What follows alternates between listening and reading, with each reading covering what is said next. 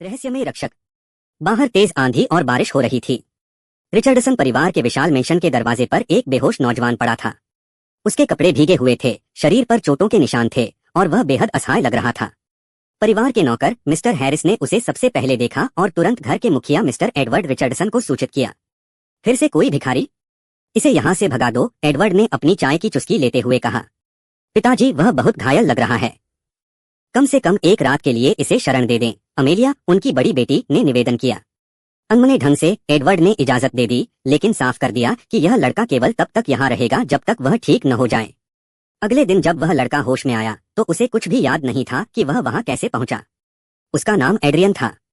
उसकी शक्ल बहुत आकर्षक थी, तीखे नैनंश और नीली आंखें जिनमें एक रहस्य छुपा था। परिवार में किसी को भी एड्रियन की मौजूदगी पसंद नहीं आई। उनका बेटा डैनियल और उसके घमंडी दोस्त उसे हमेशा ताने मारते और मजाक उड़ाते। बेटियां अमेलिया और एवलिन उससे दूरी बनाए रखती, हालांकि अमेलिया कभी कभी दयालुता दिखा देती। माता पिता एडवर्ड और मार्गरेट उसे एक चालाक व्यक्ति समझते जो उनके धन पर नजर गड़ाए बैठा था। लेकिन जल्द ही अजीब घटनाएं होने लगीं। डैनियल के दोस्त जो उसकी पीठ पीछे उसकी बर्बादी की योजना बना रहे थे, अचानक मुसीबत में पड़ने लगे। एडवर्ड को परेशान करने वाला एक व्यापारिक प्रतिद्वंद्वी रहस्यमयी रूप से घाटे में चला गया। और जब एक रात एवलिन को एक पार्टी के दौरान अपहरण करने की कोशिश की गई तो एक छायादार शख्स अचानक प्रकट हुआ और उसे बचा लिया। घर में अफवाहें फैलने लगीं कि एड्रियन साधारण लड़का नहीं है। उसकी मौजूदगी से परिवार की किस्मत बदलने लगी। धीरे धीरे अमेलिया को उसकी ओर आकर्षण महसूस होने लगा। वह उसकी बुद्धिमत्ता, शालीनता और दयालुता की कायल हो गई। उधर एड्रियन अपने अतीत के बारे में चुप ही रहा। उसे पता था कि उसमें कुछ अलौकिक शक्ति थी जिसे वह खुद भी पूरी तरह नहीं समझता था। समय बीतता गया और एड्रियन और अमेलिया के बीच प्यार गहरा होता गया। पहली बार एड्रियन को लगा कि उसे किसी जगह से जुड़ाव महसूस हो रहा है।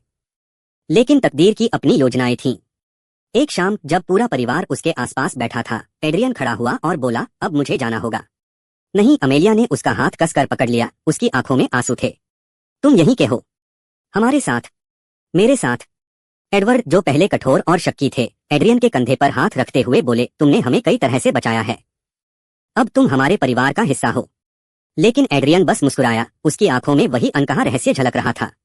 मेरा रास्ता अलग है। और भी लोग हैं जिन्हें मेरी जरूरत है।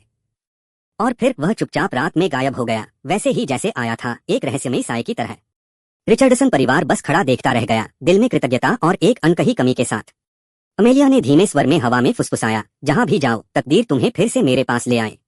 और कहीं छायाओं में छुपा एड्रियन मुस्कुराया, यह जानते हुए कि सच्चा प्यार कभी पूरी तरह खत्म नहीं होता।